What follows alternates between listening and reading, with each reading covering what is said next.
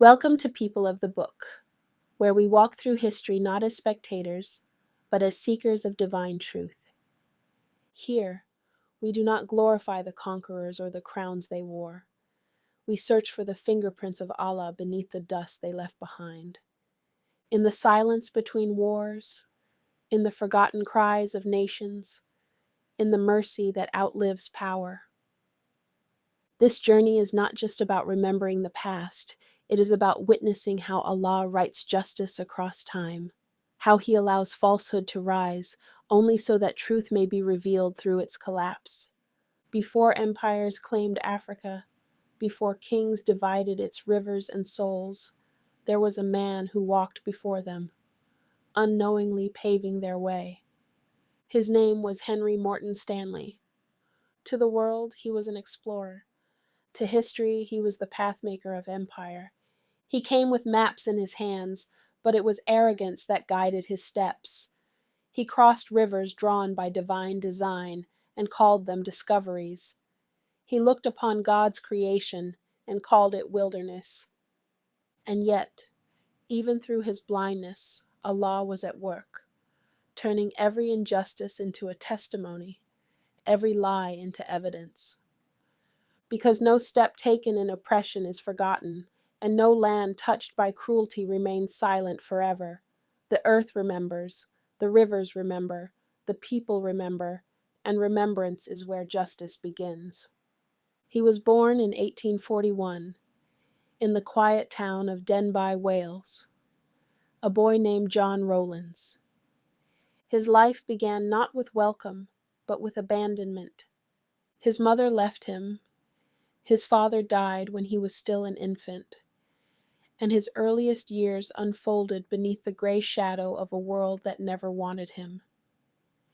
Born out of wedlock, he carried a mark of shame that society in that time did not forgive. He was placed in the St. Asaph Union Workhouse, a place not for raising children, but for containing the unwanted. There, orphans were taught silence instead of comfort, discipline instead of love. The workhouse did not echo with laughter, only with orders, cold footsteps, and the faint rustle of children learning how to survive. Records from Denbigh confirm his presence. A baptism entry marked John Rowlands, and a workhouse log describing a boy abandoned, nameless, beyond what officials assigned him. He grew not under the warmth of family, but under the weight of rejection, and that rejection became his earliest education. Every humiliation he endured carved a hunger within him, not just for food or shelter, but for worth. He would carry that hunger into manhood, turning it into a restless need to prove himself to the world. And from that wound, the boy named John Rowlands began his long walk toward the name history would remember. By the time he reached 17, John Rowlands had learned enough of the world to know it offered him nothing. The workhouse had raised him into survival, not belonging. He was disciplined, intelligent, and strong, but invisible. And so, one day, he ran. He boarded a ship bound for New Orleans, a journey not just across the ocean, but away from the identity that chained him to shame. He carried no title, no family name, no promise of future, only a desperate hope that somewhere beyond the sea, he could start again. In New Orleans, he met a man who would change his life, Henry Hope Stanley, a kind cotton merchant who saw in the boy something worth tending. For the first time, John felt chosen, not as an orphan to be pitied, but as a son to be welcomed. The older man took him in, taught him business, discipline, and language. For a brief moment, the emptiness inside John quieted. When Henry Hope Stanley died not long after, the silence returned, heavier than before. And in that silence, John did something that revealed the depth of his longing. He took the man's name as his own. From that moment forward, John Rowlands was gone. In his place stood Henry Morton Stanley, a name born not from lineage, but from longing. It was around 1859 when John Rowlands stepped onto the shores of New Orleans, a city glittering with wealth and contradiction. At first glance, it seemed like a place of promise, sunlight dancing on the Mississippi River, ships heavy with trade, and voices from every corner of the earth mingling in the humid air. But beneath its beauty was a truth no man could escape. This was a city built on bondage. New Orleans was one of the wealthiest and most complex cities in the United States, a place of beauty built on brutality. It was the heart of the Southern slave economy, a major port for cotton, sugar, and enslaved Africans who had been trafficked into the Americas for centuries. Its streets were lined with French, Spanish, and Creole architecture, grand houses for the rich, slave quarters hidden behind them. Music, markets, and churches filled the air, but underneath it all was a rhythm of oppression. By the time John Rowlands arrived, nearly 1 in 3 people in Louisiana were enslaved. New Orleans had the largest slave market in America. Men, women, and children were bought and sold openly along the riverfront. The city's wealth, the fine clothes, the ships, the feasts, was built on the suffering of black bodies. Yet the city was also a paradox. Amid the cruelty of the slave markets, there lived a community of free people of color. Men and women descended from Africans, French, and Creole lineages who carried both the pain and the pride of 2 worlds.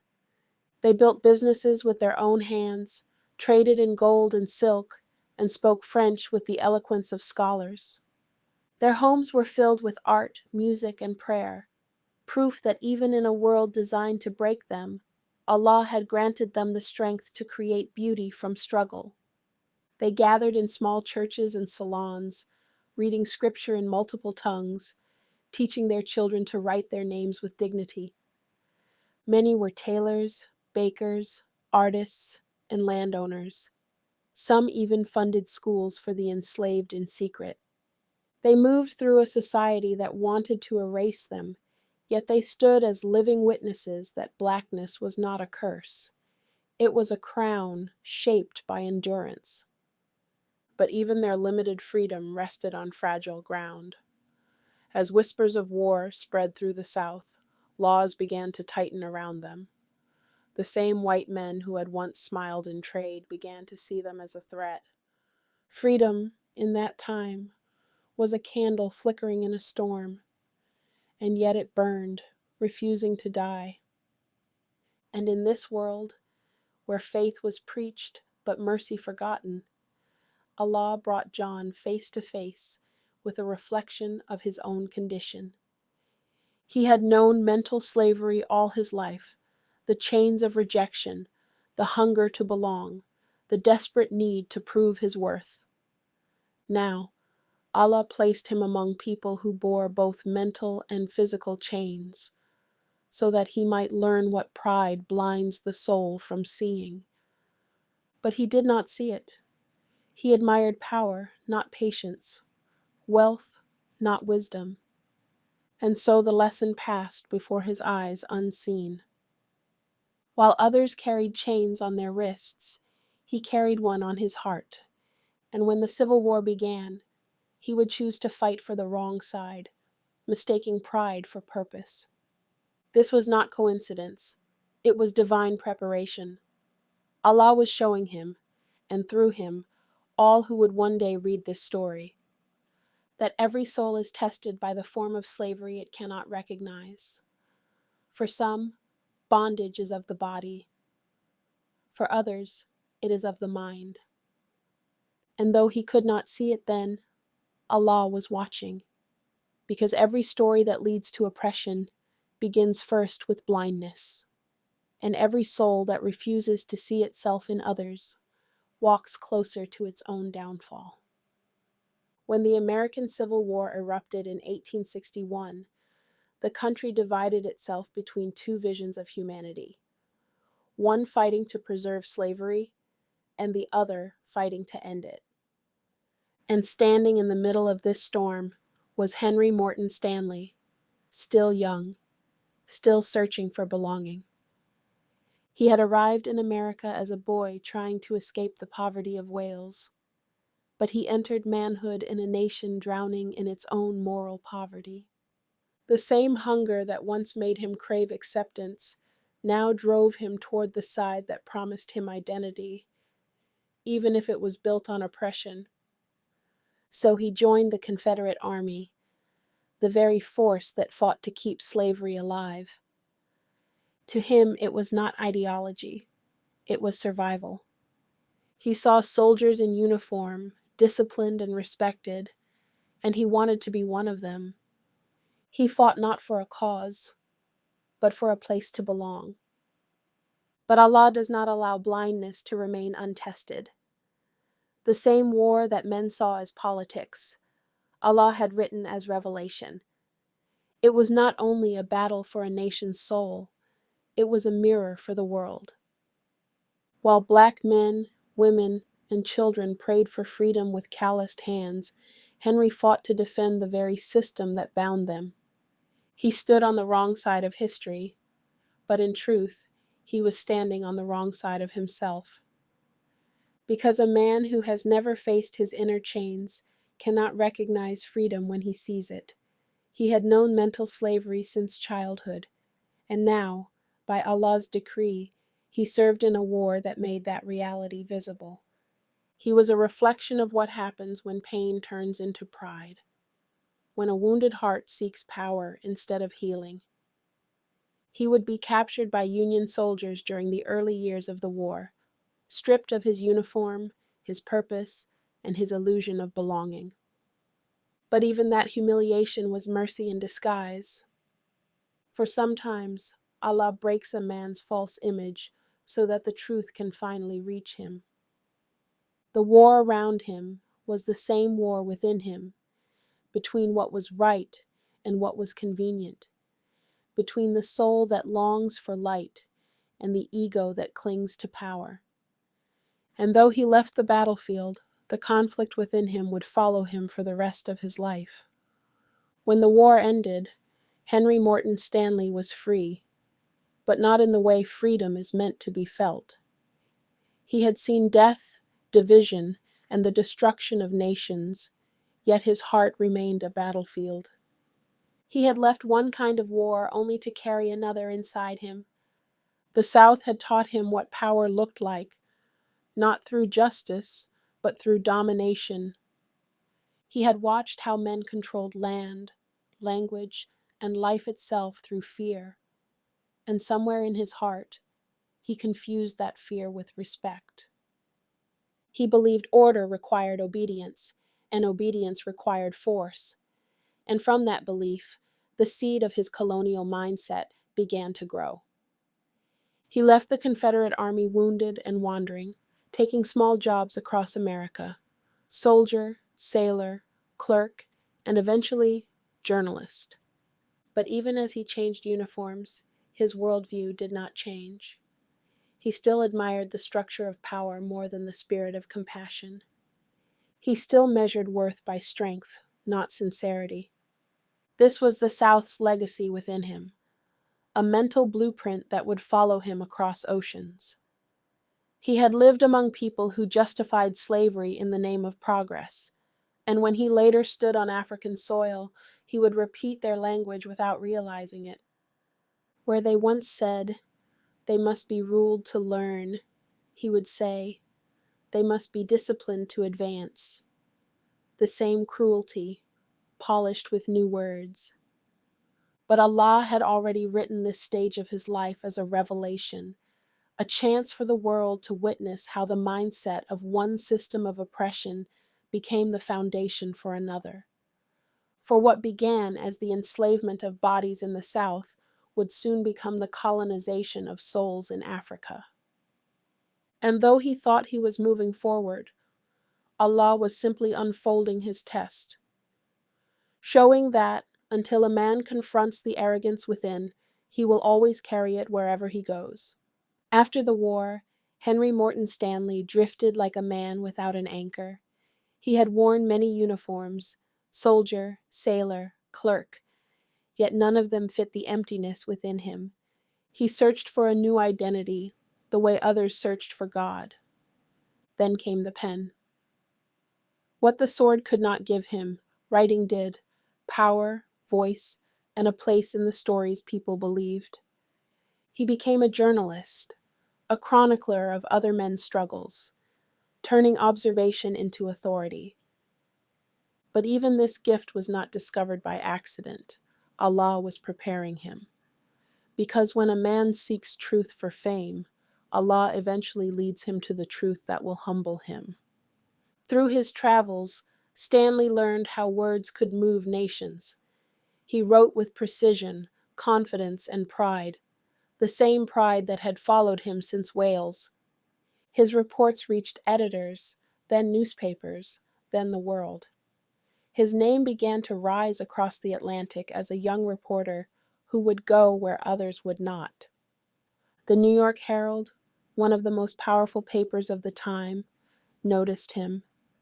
They admired his daring, his discipline, and his ability to command attention. He had found at last what he had always been searching for: recognition. But again, the test was hidden in the blessing. Because while the world applauded his courage, Allah saw the emptiness behind it. He was chasing purpose without guidance, and fame became his new master.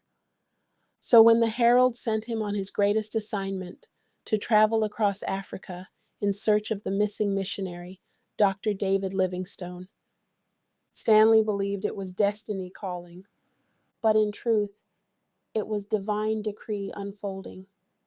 A lesson that would expose the sickness of his heart to the eyes of the world. When the New York Herald sent Henry Morton Stanley to Africa in 1869, it was not out of compassion, it was out of curiosity. The world had lost contact with the missionary Dr. David Livingstone, who had gone deep into Central Africa to search for the source of the Nile and to fight against the East African slave trade.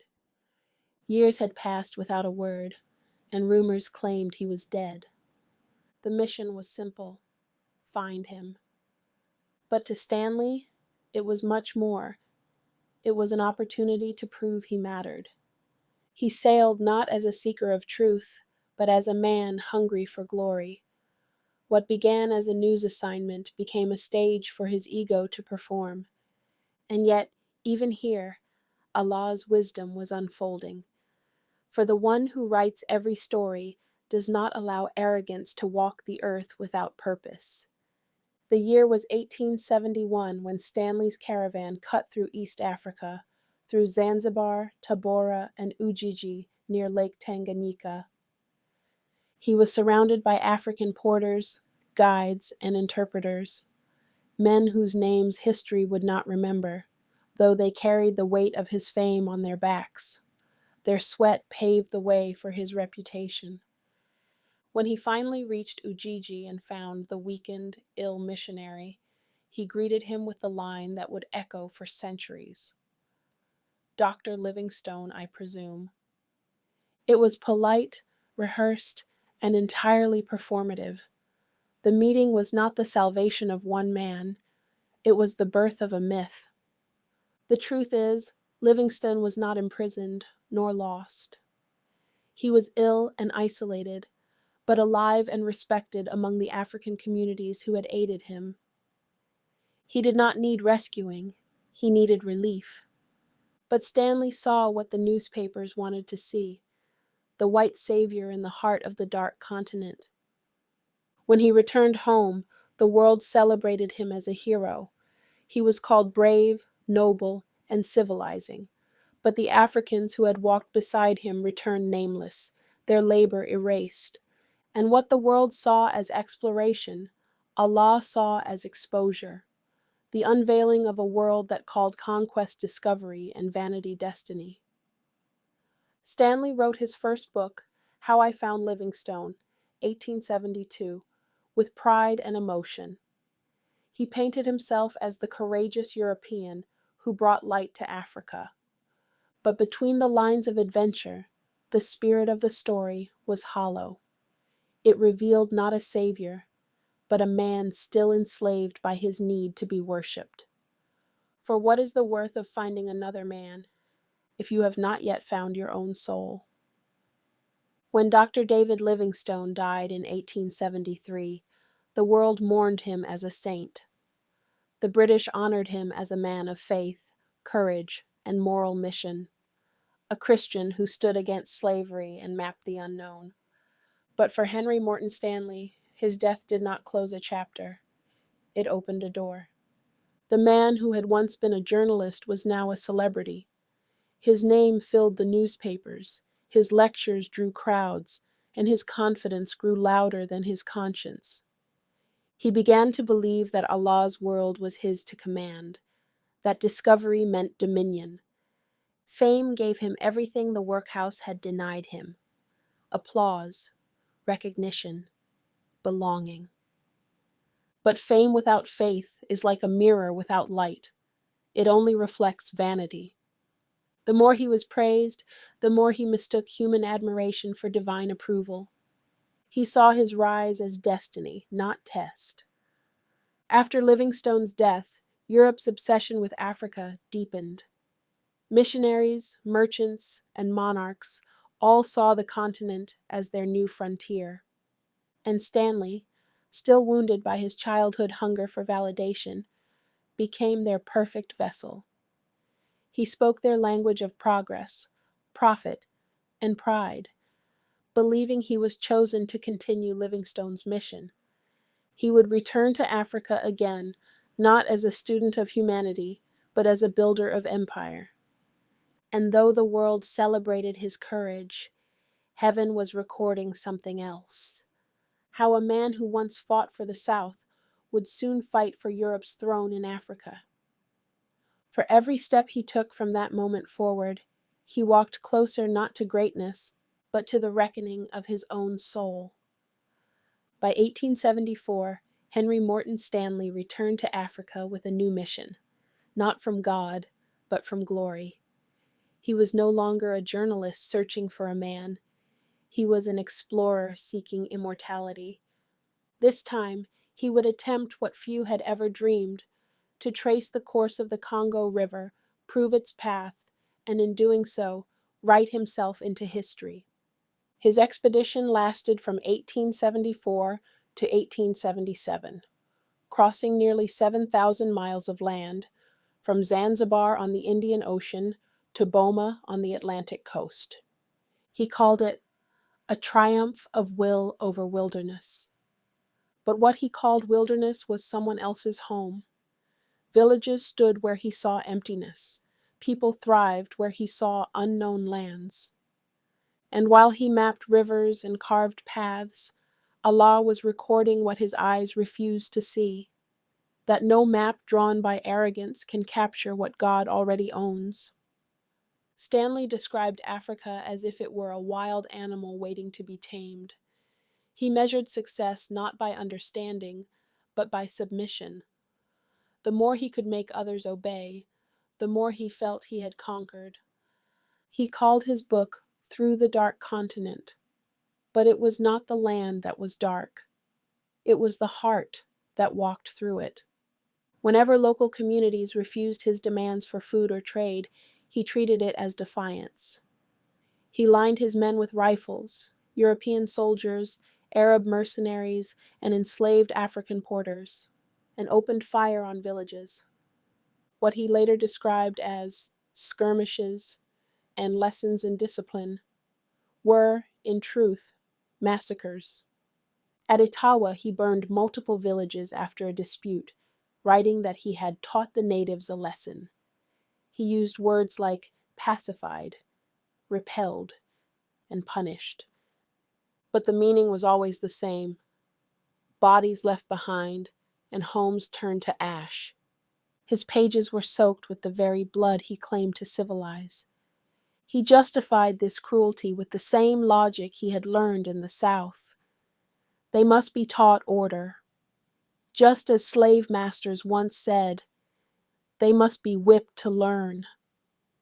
The same spirit, the same sickness, only now wrapped in the language of exploration instead of slavery. But Allah never lets falsehood hide beneath new words. Even as he wrote, he was writing his own evidence. In his journals and letters, his violence is preserved line by line. He didn't know that by recording his brutality, he was documenting his own judgment before heaven. Because Allah does not forget the cries that never reached courtrooms or history books. Every shot fired into a village, every home reduced to ash, every mother who searched for her child. It was all witnessed by the one who sees what man conceals. What the world celebrated as discovery, Allah marked as testimony, and what Stanley saw as progress, he revealed as proof. For every path Stanley cut through the Congo, he was not opening roads for enlightenment. He was paving the way for empire.